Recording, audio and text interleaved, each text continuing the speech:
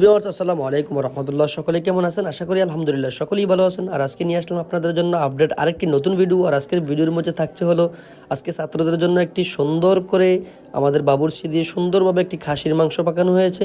আজকে খাসির গোস্ত দিয়ে ছাত্ররা খাবে। খুব মনোযোগ দিয়ে আমাদের ভিডিওটি দেখবেন।